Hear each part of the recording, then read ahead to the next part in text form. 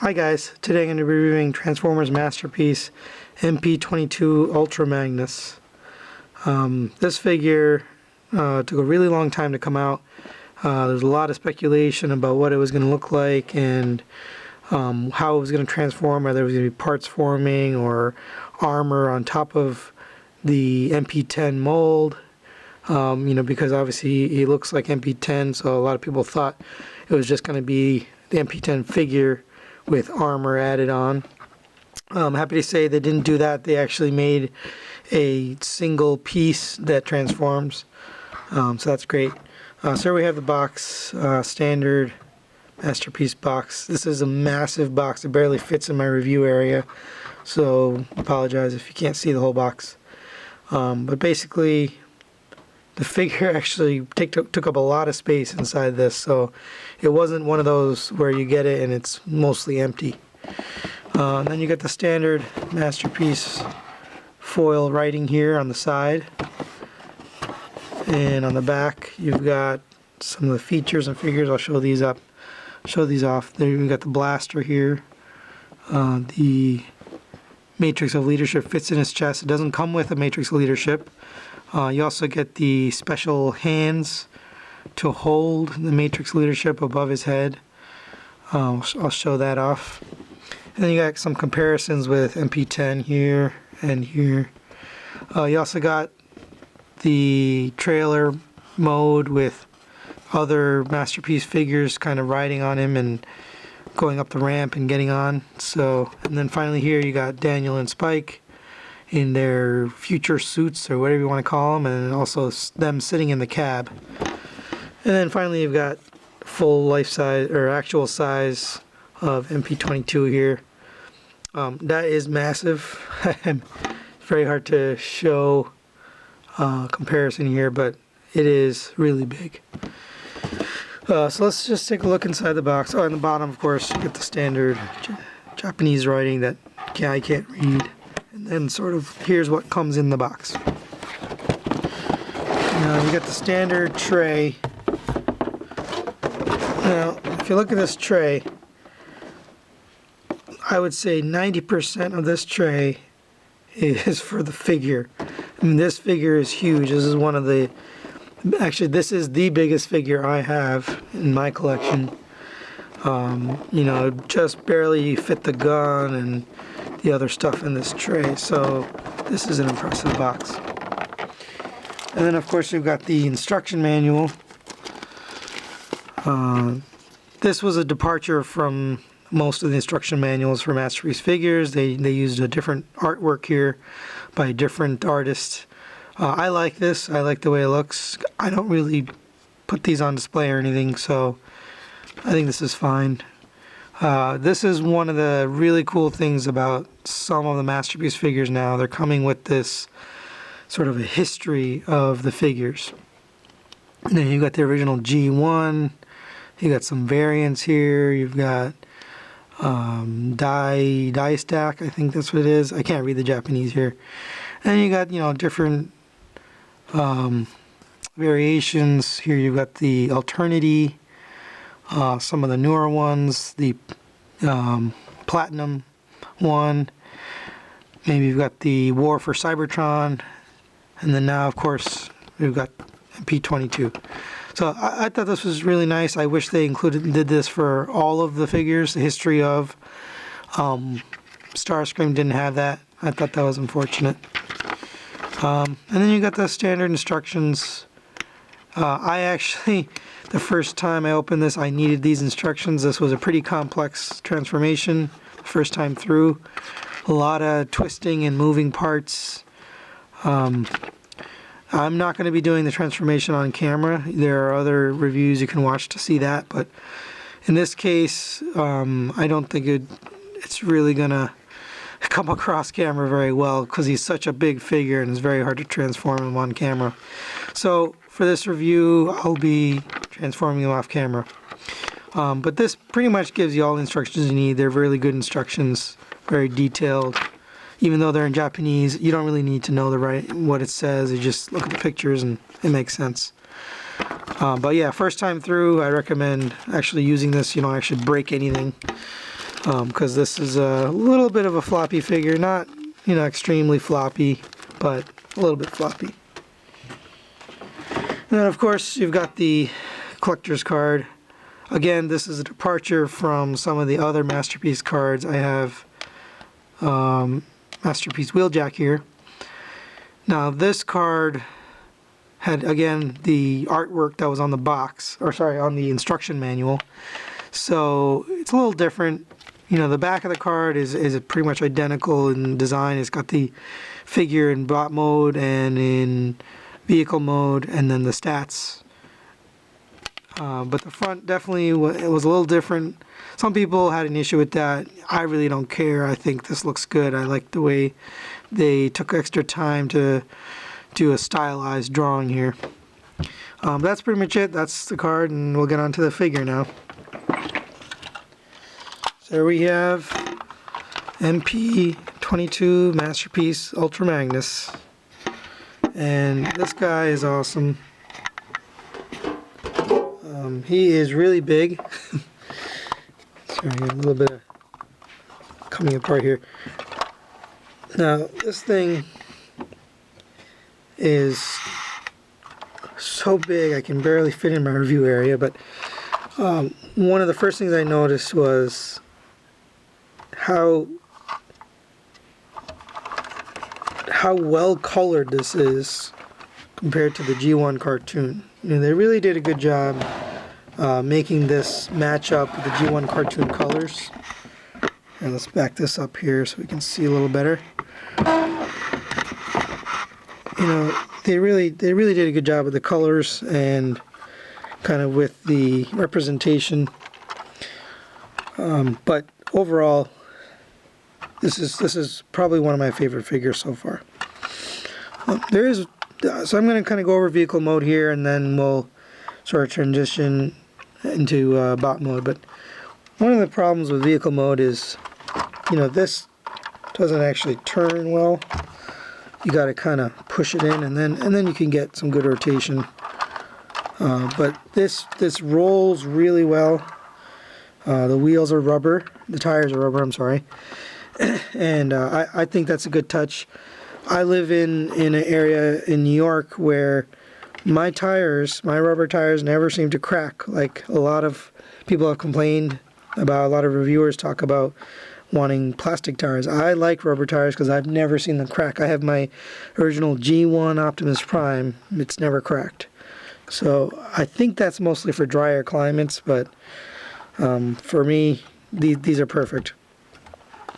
So some of the features in vehicle mode, obviously you've got the back of the trailer, you've got these ramps here. Let's see, for demonstration purpose, we'll use red alert. Let's see if we can get this on camera here.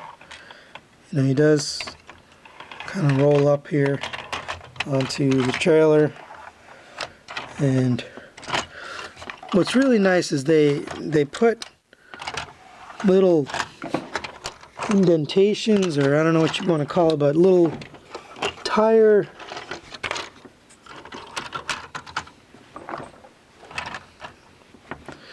I guess you could call them tire stops. So let's see if we can show that. So there's one right there. You got a couple on the top here. Right there, there's another one. And then for the front of the vehicles, there is a stopper right here. So what that lets you do is put the figure on there, and it really kind of stays in place. I mean, it's not perfect, but I think that was a really nice touch they added to try to get it to sort of hold the cars while it's in motion. So I thought that was really nice. But beyond that, that's pretty much the ramps here. Now let's take a look at the cab. Now opening this up is not, I'd say, is not the easiest, but it works. So that's, I've gone too far actually.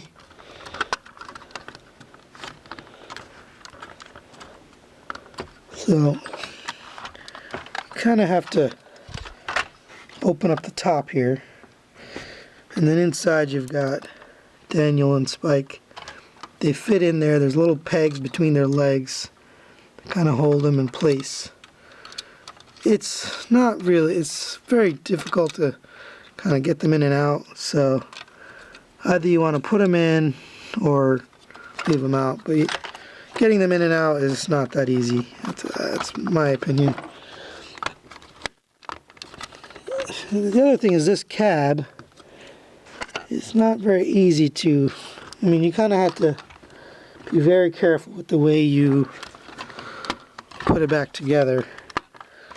You know, I am impressed with the engineering of this. You know, to get this to come apart and transform the way it does is impressive. By the way, I forgot about these. You've got the little side mirrors, same like you had on Optimus Prime. I mean, these are very tight, but they look good. So yeah, I'm a little disappointed with this panel. It's just kind of tight and it's not perfect, but the guys sit inside there and it looks pretty cool. I do like the red bumper. I like the cartoon accurate colors. A lot of people said they wish they had the chrome bumper just like Optimus Prime, but to me cartoon accurate is the way to go. That's pretty much it for the trailer. I'm going to show you the way you can disconnect now. You're already seeing Ultra Magnus' head here. This can be turned around the other way, but one of the cool parts about this is you can detach this little tab that moves in and out. Now you've got the trailer and the cab separated. This thing is really light. This is like thin plastic, and you know, nothing compared to MP-10 Optimus Prime, but even then, I really like the fact that they thought about a way to disconnect this. Because in the transformation, you don't need to disconnect this. Actually, in fact, it has to stay connected for it to be able to transform. So this was just extra bonus. They didn't need to do this. It was just for sake of the fans, so they could be able to separate the cab from the trailer. So I thought they really thought about that carefully. I'd say the last thing here to show is probably the missiles. Now these, you have some choices with them. You can kind of have them out here. You sort of just flip them around and move them to the outside. And there you go. You've got the missiles on the outside. So that's basically it. Oh, these also do come out here.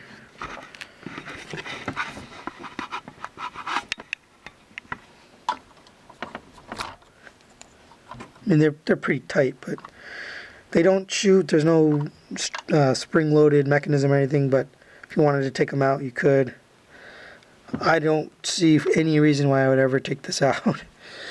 But it's a feature. It's there. That's nice. Now I prefer to have rockets sort of on the front of the vehicle like that.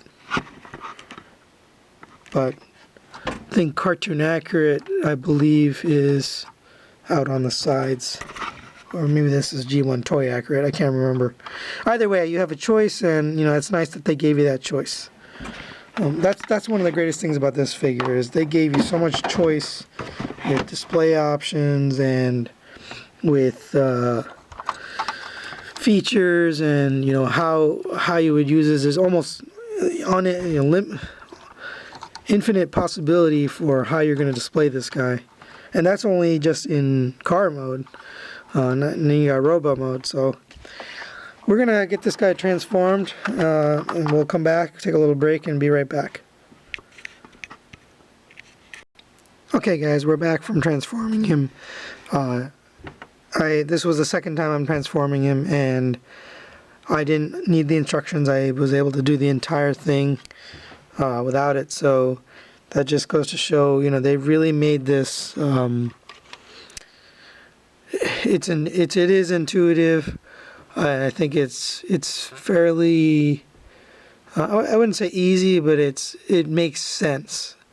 You can kind of envision and see where the figure is going, and kind of get it to where it's supposed to go. You know, when I was going to vehicle mode the first time, it was pretty tough, but I did use the instructions. So I would recommend, you know, anyone that's transforming this for the first time, just so you don't break anything, take a look at the instructions.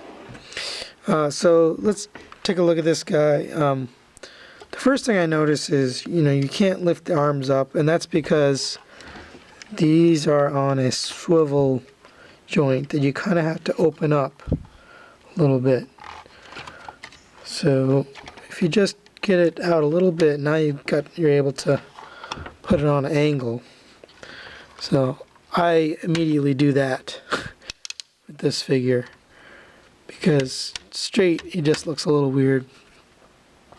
But once you do that, and I mean, you know, you do have to be a little careful. There's obviously a lot of stress on that very thin white piece right there, but I haven't had any problems yet, so we'll see how long that lasts. Another really cool thing about this figure is it has die-cast feet.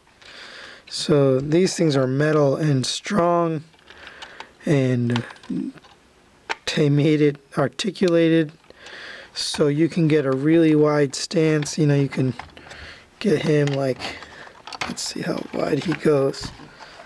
Yeah, that's probably about as far as you're going to get him. So I mean, that's pretty good for a figure this big and this chunky and bulky. He can really move, and you know, the ratchets are really clicky and tight, so you can really get him into some crazy things here. Let's see. I mean, you could probably balance him like this if I could do it right.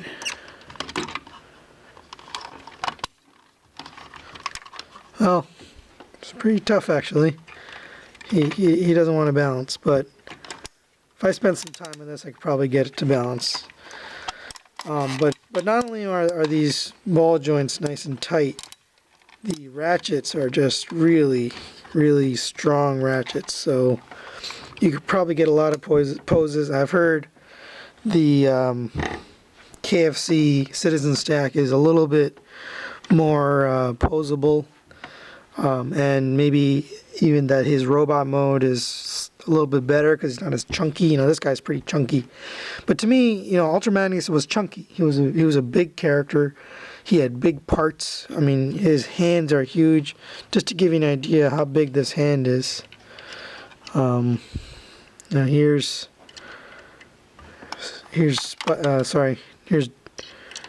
Spike. And you know, he basically fits in here. So his hand is actually bigger than Spike. This guy, I mean, let's give you an idea. I mean, these figures are not bad. They're painted pretty well. A lot of people have complained about they don't have eyes. Okay, you can probably paint some eyes on theirs, or hit it with a pen and get a pupil in there. But I don't mind. These are nice.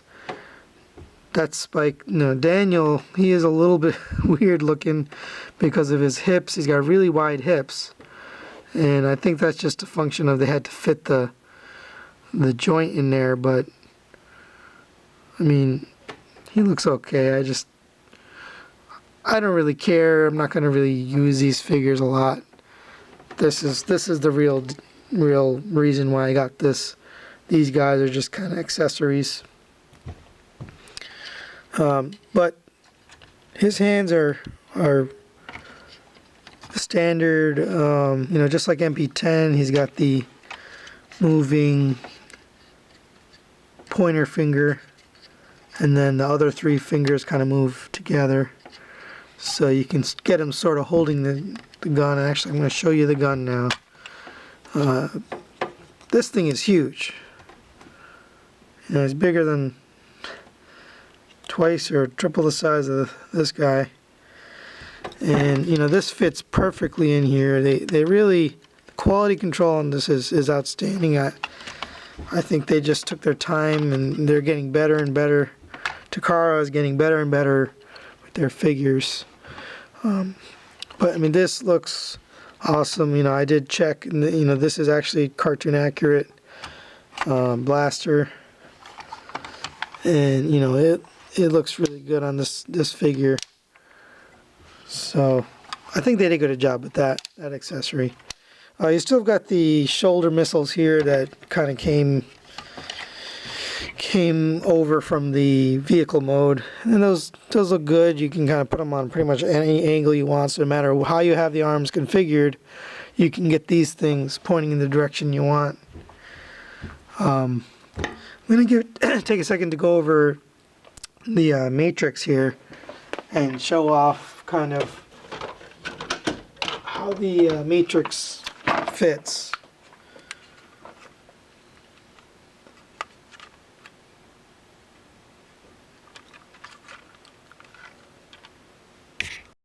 Okay guys, we're back. I had a little glitch here. We're gonna show the matrix and how it goes into the chest here. Now you've got this little opening panel here, and then the kind of the two doors, almost like Optimus Prime. But what's really good is this guy has you know, a very detailed chest piece. I'll try to show that up close. And you know, that's even better than what Optimus Prime had there. We got a good detailing. And you know, the matrix is very easy to put it in there, fits well. You can close up the doors, and there you go. Now you can actually see the matrix a little bit through the window, and that's a good, nice touch. You know, I like that they thought to incorporate that. That's pretty much it for Robot One. Oh, sorry, there's one more feature. This guy just has so much that comes with it. That's one of the reasons I love this figure, is you get a lot. So you can change the mask here. This is a very nice face or head sculpt, face sculpt, whatever you want to call it. But he does come, and also you've got this homage to the G1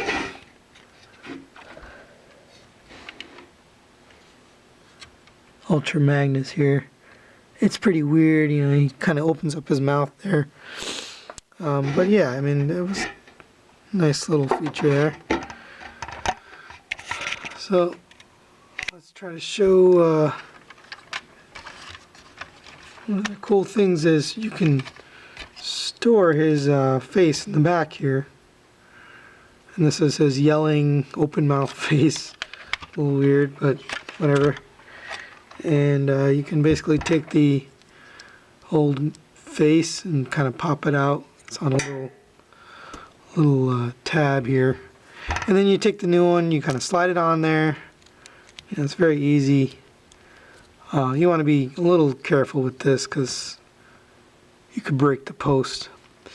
Then you go ahead and slide the face back on, and there you go. You have yelling Ultra Magnus, and that's cool. I mean, it is really nice. It's good for a pose where you have him kind of fighting or doing something a little more active. But I think that's a really nice touch that they added that. There's pretty much it for robot mode here. We've gone through all the accessories. I would say of all the masterpiece figures so far, this has been the most amazing one. Just the number of features and the quality, you know, the fact that there's so much die cast, you know, it's really solid. I've transformed this a few times now, and you know, nothing's really breaking on it, or you know, it doesn't seem like anything's gonna not last. So that's really good. That's a good sign. And I think Takara is really headed towards some of the best figures. I think Star Saber MP-24 is going to be an amazing figure. Just based on looking at this guy, this Ultra Magnus was $189 retail, and Star Saber is going to be $169 retail. And to me, that's impressive. That if you've seen any of the pictures and what they're actually doing with that figure and the number of features and different things it comes with, and that's amazing that they're able to produce such a high quality figure, and they're actually lowering the cost. There's lower. That one costs less than this one. It's probably almost the same size and probably has just as many gimmicks and features. So I really think Takara is on their way towards making some really good figures. Now I do have some other reviews, so if you like this one, please give me a thumbs up or subscribe to my channel and check out my other reviews. I would say, when they started with MP-11 Starscream, that's one of the reviews I did. I really didn't like that figure, so I guess my review kind of reflects that. But with this one, I think, this one really is an outstanding figure. I would recommend this to anybody. This is one feature here that people didn't like, a little butt flap. You can kind of have it up if you don't want it to be visible from the front. And then, it disappears, so you don't have to worry about that. But other than that, that's it. If you guys have any comments, certainly leave me anything. And thanks for watching. Bye.